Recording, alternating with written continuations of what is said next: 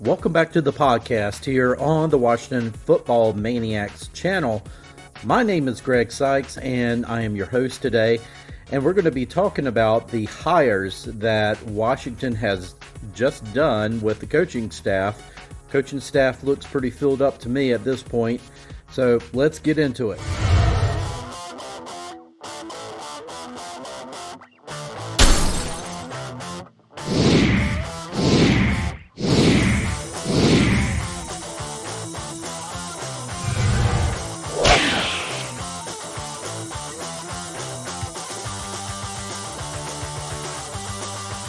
So the coaching staff, last week I had mentioned that I really want to see what the Washington Commanders were going to do in terms of hiring an offensive line coach.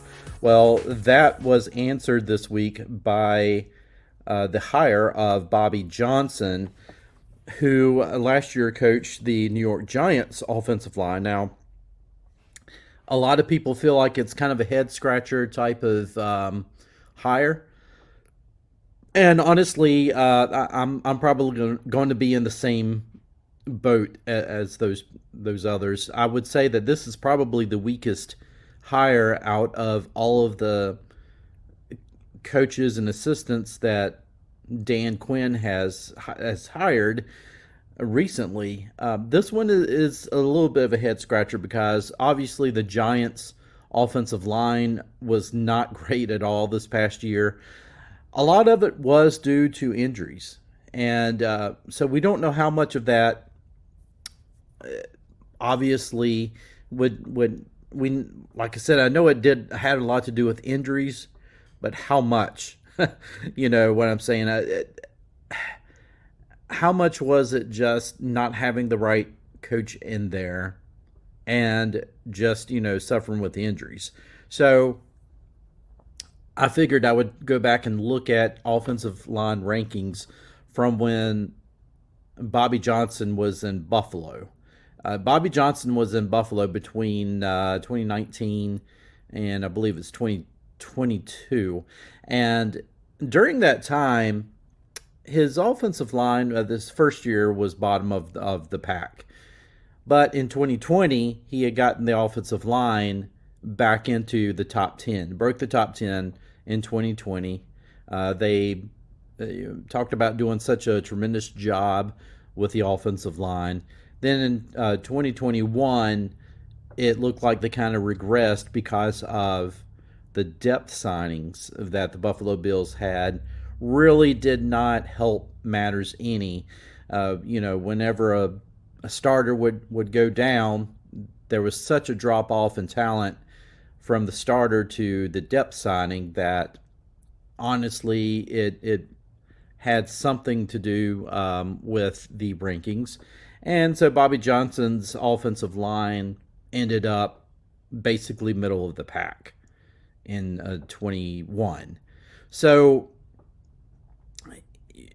we could see that there's kind of an up and down as far as rankings for the Buffalo Bills during the time that Bobby Johnson was there.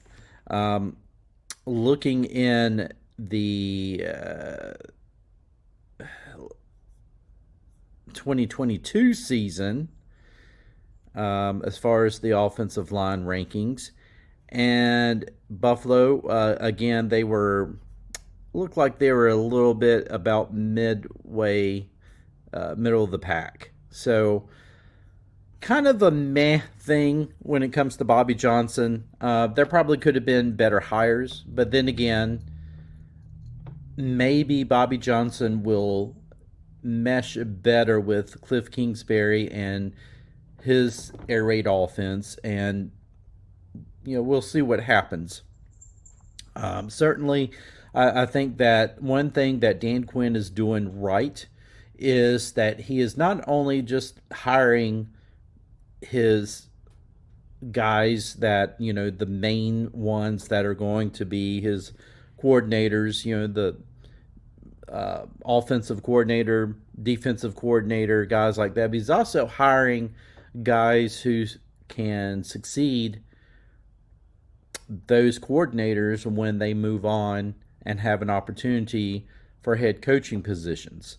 And so I think that's a smart move. And that was one thing that Dan Quinn said that he was going to do differently this time. He was going to make sure that if there's going to be guys moving on because they have been so successful, and that's what you hope for as a Washington Commanders fan. I mean, yeah, you hope that they stick around, but at the same time, you also hope that they're so good that that means that your team is doing really well. And so Dan Quinn is looking into that, and he's making sure that if guys move on to better roles with better or other teams, then that means that he's going to have the successors in waiting. And so I think that he's done a pretty good job with trying to bring in some guys who are talented, who can learn under these coordinators and really get a feel for those positions. And so when it's time for Cliff Kingsbury to move on to maybe another shot at head coach, that you'll have Ben Johnson, not Ben Johnson, Brian Johnson. I knew I was going to do that. Brian Johnson might be ready at that point. I know a lot of people were like, he did such a terrible job in Philadelphia. And, I was reading up on that as well. And it kind of feels like there was a power struggle between Brian Johnson and Nick Sirianni. It seemed like Nick Sirianni wanted to instill his own offense, really wanted things to run his way, which I understand he's the head coach, but really not allowing his offensive coordinator to run his style of offense. And we have to take that into consideration if there's any truth to that. So I think for Brian Johnson, it's basically one of those, let's kind of wait and see what happens with him, because obviously he's not going to be an offensive coordinator. He's just I know it says to be determined as far as his actual role, but everything seems to point toward a passing game coordinator.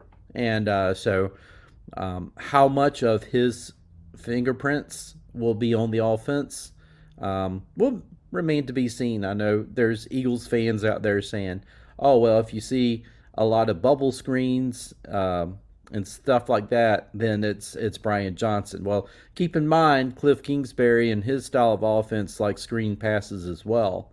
So it's going to be hard to determine if, in fact, that is true, that Brian Johnson's going to have much more of a role than what we assumed in the offense. On the defensive side of the ball, we did hire, let's start with Ryan Kerrigan. A lot of us were hoping that Ryan Kerrigan could stay with the team. I know that, of course, he was a fan favorite when he was in Washington as a player, and he is staying with the team as an assistant. And I think this is a very solid move for Dan Quinn. I think that Ryan Kerrigan, he was one of the brighter spots on this coaching staff this past year. And I would love to see Ryan Kerrigan continue to develop as a coach and maybe someday have a larger role here in Washington. So I was happy to see that Ryan Kerrigan is staying with the team. But another hire that I actually did not know about until I checked Twitter this morning was Ken Norton Jr. Ken Norton Jr. coached with Dan Quinn in Seattle back during the Legion of Boom days. And so this is almost like a homecoming for Ken Norton and Dan Quinn. The only guy that's left really would be if you somehow hired Pete Carroll, which I don't think that's going to happen. But obviously, though, it's a hire that Dan Quinn is comfortable with. Also along with the Joe Witt Jr. hire as well. He's now got two coaches that he's had a lot of experience with and coaching with that's going to be on that defense. Um, Folks, overall, the quality of this staff is pretty high. Is pretty high right now. At least on paper, it looks really good. Now, of course, the only one that I'm concerned with, which for me happened to be one of the more important ones that I was looking at, was that hire of Bobby Johnson there for the offensive line. But remains to be seen. I think with Johnson, we're going to have to make sure that we bring in some quality players on that offensive line because it really needs an upgrade badly. But we'll see. We'll see what happens with that. That's the only question mark. Some people will call a head scratcher. I don't think that Dan Quinn can necessarily, you know, knock it out of the ballpark on every single hire. So there may be a couple of guys that he might be taking a chance with. But I think overall, Dan Quinn has done a solid job as a hiring a and head hiring a coaching staff. I'll get it out. I'll get it out. Don't worry. And you know, I would. I haven't looked, but I would like to see what Mike McDonald in Seattle is doing as far as filling out his coaching staff. I haven't really heard much, but I honestly have been paying more attention to Washington news and not much of Seattle news. So I really feel that like we've got a good coaching staff here. Now, once that's in place, rubber meets the road. Now you have to really start focusing in on, you bringing Adam Peters back into the story. What's going to happen in free agency? That's the next thing on the list. What are they going to do in free agency, and what are they going to do in the draft? And it's good to finally start talking about the players again and not having to worry about who's going to be on the coaching staff. So overall, folks, I'm pretty hyped about this coaching staff. I think Dan Quinn has done an excellent job, fine job overall of hiring his assistants, his coaches, his coordinators. I think he's done a pretty good job. Now it's time for the rubber to meet the road. So with that said, folks, I hope you enjoyed this video. If you did, please give it a like, give it a share. Let me know your thoughts on the coaching hires. Why you thought that some of these coaching hires were good. Why you think that maybe some of these coaching hires were not good. Anyway, folks, I hope you enjoyed it. I will see you in the next one.